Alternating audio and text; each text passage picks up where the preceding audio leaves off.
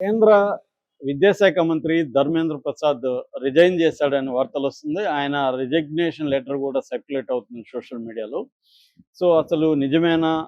ఈ cockroach Janata party విజయం సాధించిందా? ఎందుకంటే ఈరోజు వాంగ్చుక్ కూడా ఆయన నిరాహార దీక్షని విరమిస్తున్నట్టుగా ప్రకటించారు.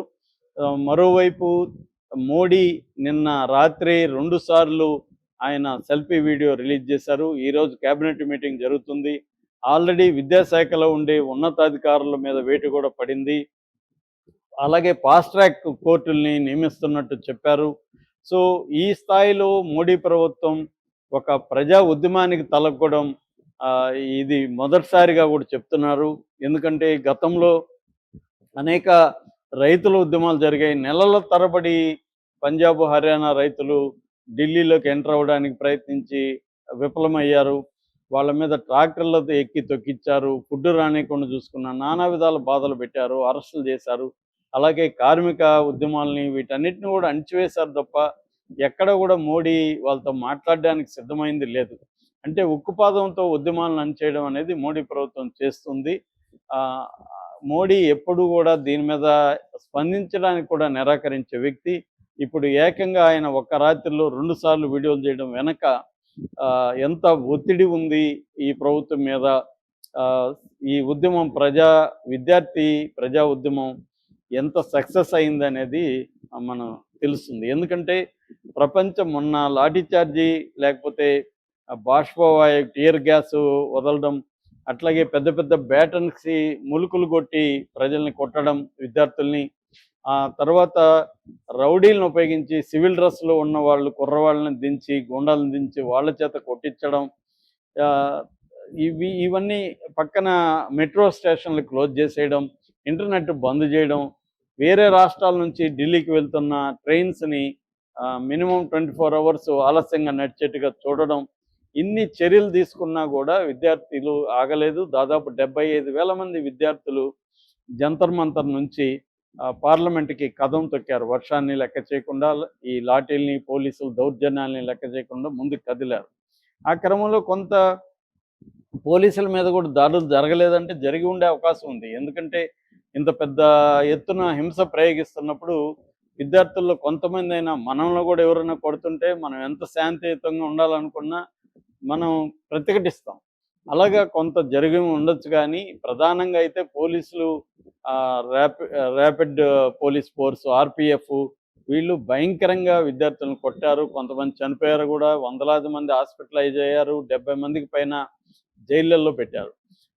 అయినా కూడా ఎక్కడ తగ్గలేదు. ఇంటర్నేషనల్గా దీనికి సపోర్ట్ వచ్చింది. ఒక కొత్త మెథడ్ ఏంటంటే ఇంటర్నేషనల్గా అనేక దేశాల్లో ఉన్న భారతీయులు స్విగ్గీల్ని, జొమాటోల్ని ఆశ్రయించి వాళ్ళకి ఫుడ్డు, మందులు, వాటరు ఇవన్నీ కూడా ఆర్డర్ ఇచ్చారు. దేశవ్యాప్తంగా కూడా వాళ్ళకి విపరీతంగా మద్దతు దొరికింది.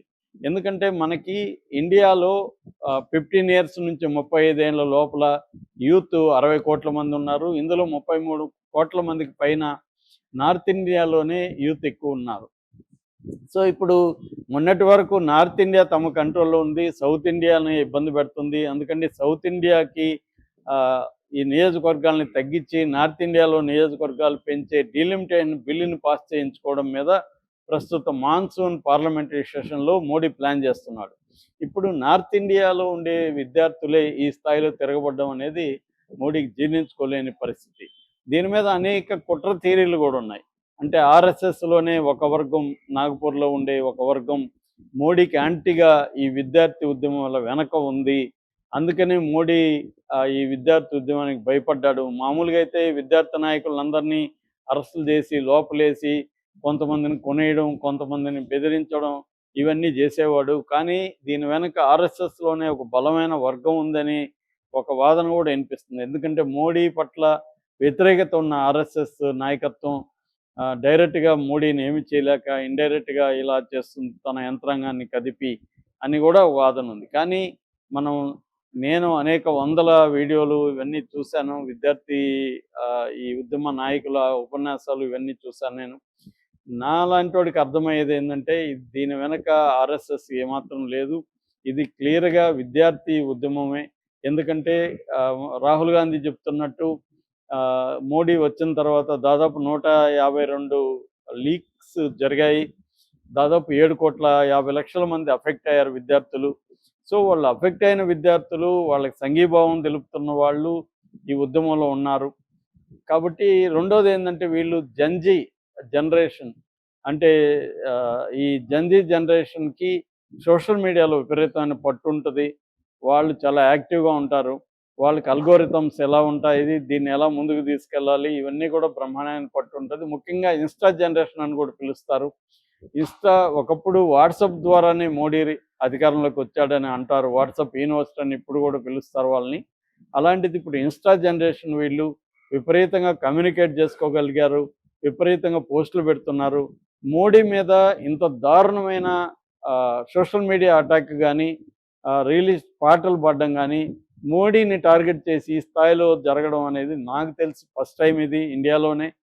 అట్లాగే మోడీని కాపాడే బత్తాయిలని పిలువబడే బీజేపీ వాళ్ళు కూడా ఏమాత్రం కౌంటర్ ఇవ్వలేకపోయారు. అంటే ఒక 1-10% కౌంటర్ కూడా ఇవ్వలేక ఫెయిల్యూర్ కూడా మనకు కనబడుతుంది.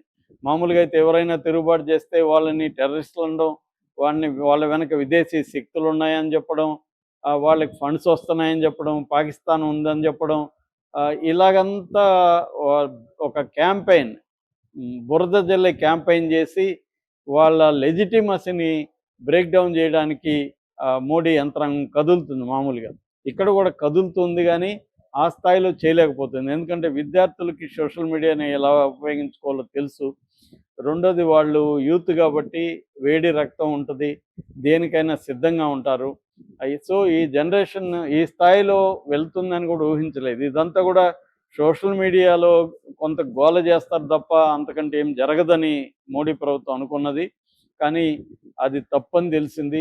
సోషల్ మీడియాలో కాదు, రోడ్ల మీదకి వచ్చి వీళ్ళు చేస్తున్నట్టుగా అర్థమైపోయింది. ఇంటర్నెట్ బంద్ చేసినా కూడా చాలామంది తమ పద్ధతిలో కమ్యూనికేట్ చేసుకోగలిగారు. పెద్ద ఎత్తున ఇది దేశవ్యాప్త ఉద్యమంగా మారిపోయింది. హైదరాబాద్లో కూడా నిన్న చూసాం మనం, ఎంతమంది విద్యార్థులు వచ్చి మాట్లాడారు. సో ఇలా బీహార్లో పెద్ద ఎత్తున జరుగుతుంది. ఆస్ట్రేలియా నుంచి, ఇంగ్లాండ్ నుంచి కూడా పెద్ద ఎత్తున మద్దతు వస్తుంది.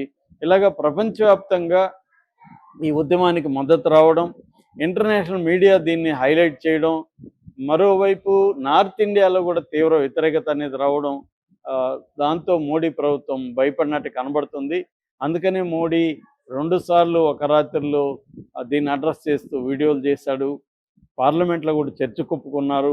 విద్యార్థి సంఘాలతో కూడా చర్చించడానికి 2 సార్లు నిన్న ఆహ్వానం పలికారు. కానీ విద్యార్థి సంఘాలు, ఈ కాక్రోచ్ జనతా పార్టీ ప్రతినిధులు చర్చలకి మేము రాము, మా డిమాండ్లలో ప్రధానమైన డిమాండ్ అయిన ఇతన్ని ధర్మేంద్ర ప్రధాన్ని రిజైన్ చేయించండి, తీసేయండి, అప్పుడే మేము చర్చలకు వస్తాం అని గట్టిగా పట్టుబడుతున్నారు. ఈరోజు కేబినెట్ మీటింగ్లో ఈ నిర్ణయం తీసుకొని ప్రధాని చేత రాజీనామా చేయించే అవకాశం అయితే కనిపిస్తూ ఉంది.